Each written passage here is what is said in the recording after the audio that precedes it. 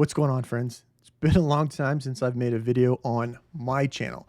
I've done a lot of work with the Failure to Stop guys, and I still do all kinds of work with them, but I've been asked about some lighting stuff, and it usually doesn't necessarily fall underneath the things that we normally do with Failure to Stop. And I've tried to figure out a way to put it on Patreon, but we'll talk about it a little bit more, but the nitty gritty stuff, I'll just leave it here. It's easier. This is where I have been known for all my lighting stuff. There's all kinds of lighting videos on this channel if you haven't seen them before from over the years. And I kind of got away from it a little bit. I've never really got away from it. I'm still, lack of a better term, neck deep in it. I just haven't been posting a whole lot about it. And as you can see on the desk behind me, I've got all kinds of lighting projects, and that's what this box is from. So today's video is about this box specifically. This comes from Will. Will is a veteran himself as well, but he is with the Canadian Maple guys up there. He is from a veteran of the Canadian Armed Forces, and he is currently retired, and his job now is he has a fabricator, he is a 3D designer, an engineer, all kinds of things. I don't know that you could put just one hat on someone that does that type of work, as I have my 3D printer behind me. I've done that type of work. So I don't know that I would necessarily call myself a full-fledged engineer, but I definitely wouldn't call myself like a backyard just hobbyist either. So what is in this box? So over the years, we have had these light heads called ions. They come in different forms. This one is a trio. I have some solos over here. I have some V's down in the drawer. But these light heads have been able to mount in all kinds of different vehicles all over. So they put them in your grill, put them on your license plate, put them all over. But one of the places that is always hard to find is putting things up in the visors, especially on vehicles that aren't the police vehicles. So not the Tahoe, not the F-150, not the Explorer, not the Crown Vic back in the day, not the Charger. And a lot of vehicles, because they're in that same generation, things work. So if you got a Yukon, you can use things from the Tahoe because it's the same body style. If you've got a Lincoln Aviator, I think is what they call it, the Ford's version, or the other version of the Explorer, stuff will work in it. The Durango stuff will work in the Jeep Wrangler. So there's other stuff that'll work. But when you have things like these visors back here, they're vehicle specific. They're vehicle specific. The engineers at these companies, they go through and 3D scan the inside of the vehicles. They know where all the mounting brackets are to put things on. They know the distances. They know the curvature of the windshield. They know the angles of things. They know all that stuff. That way, when they design these to put in your vehicles, that there won't be flashback. So at night, when you're driving down the road responding to a call or sitting on the side of the road at a scene or wherever you're at in your vehicle and you have your lights on, you're not getting blinded by your lights. Your lights are doing what they're designed to do, warning other people, hey, I'm doing something cool over here. So that's where I kind of came in with Dead Leg Designs. There's another fella that we have called Remington Page with our Page Customs. And then we had Will with Custom Shrouds. We have all been in 3D printing. So all of everything that we have done has been 3D printed. Now, the stigma around 3D printing is it's just prototyping. That's not true. There are race teams. There are SpaceX, for instance, uses components on the rocket ships and on the suits that will be the astronauts will wear that'll walk in outer space, have 3D printed components on it. These are components that otherwise didn't exist. In the morning, you start the print. A couple hours later, you have a finished product that you're able to then put into production. Again, it's an amazing technology. It's come a long ways, and there's a lot to it. I have on my print reel right now, I have PLA, but I have all kinds of reels of PETG, and then my print partner that I worked with, we use PETG and ASA. So there's all kinds of different materials based on where the stuff's going to live. But one of the things with printing is it takes time. It takes a lot of time. So much time that you can only see one printer behind me because to me, the printers, and it's not just to me, the printers themselves, 3D printing, is more of a do-it-yourself kit versus buying an HP printer and plugging it in your computer and hitting print, and all of a sudden you have these miraculous things that you didn't have before. It's not that easy. You have to adjust the printer. The printer needs to be level. The print bed needs to be at a specific temperature. The material needs to be a specific temperature. The speed the material comes out, the speed the material is laid down, the speed the material is fed through the machine. There is so many things that you have to get right and get calibrated that when I was doing my 3D printing, I had a partner that did all that. And that was Bearded 3D Creations. think that's what his final name was. We had to change name a couple times because there were some conflicting names with some other companies. But Jason, it was my printer, or is my printer, and he does all of my production stuff.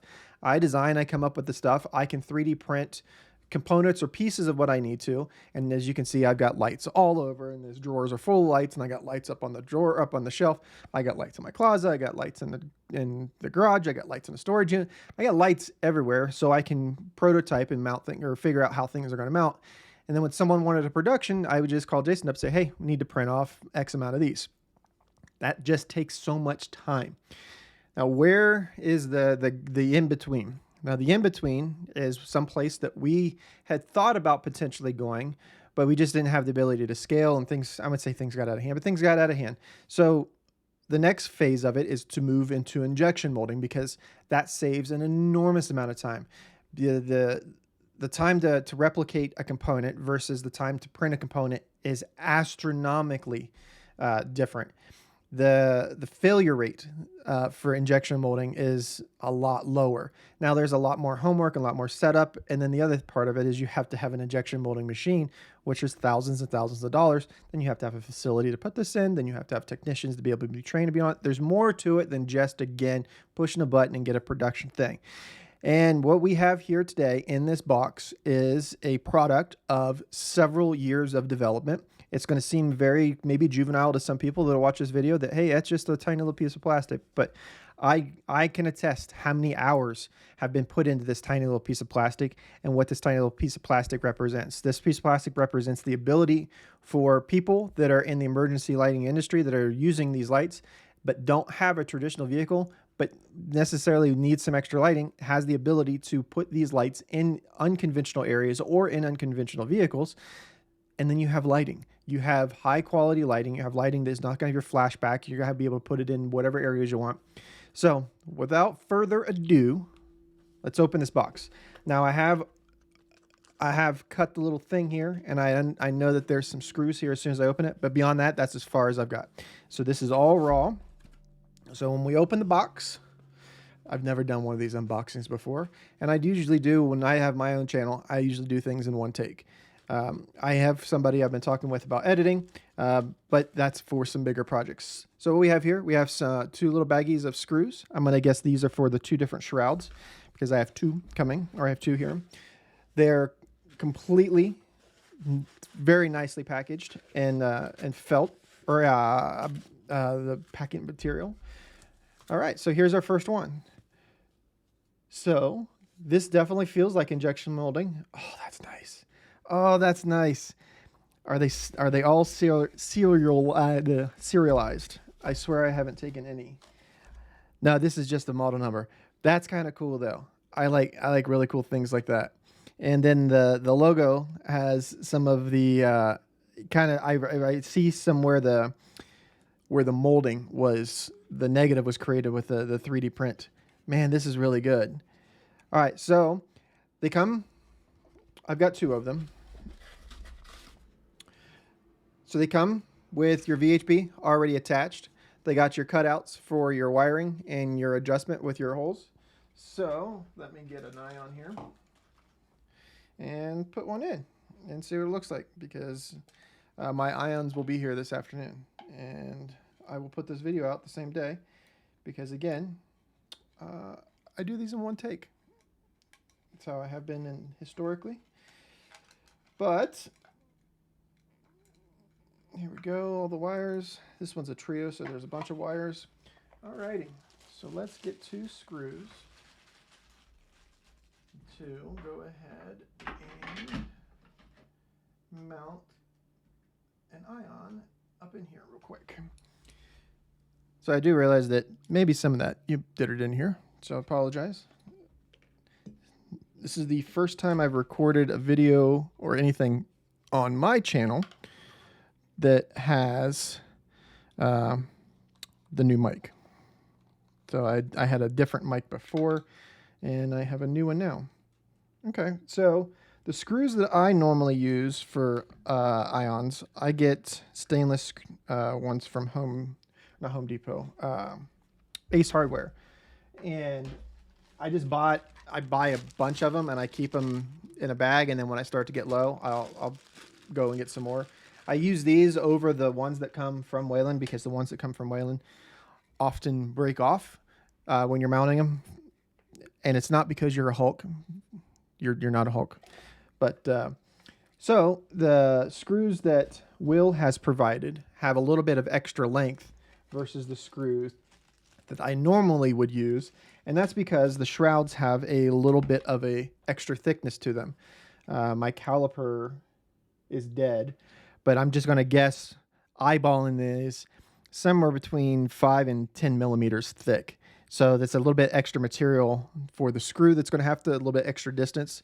But my screws still do work, the screws that I have been using my entire time. And then the light head fits perfectly in the shroud.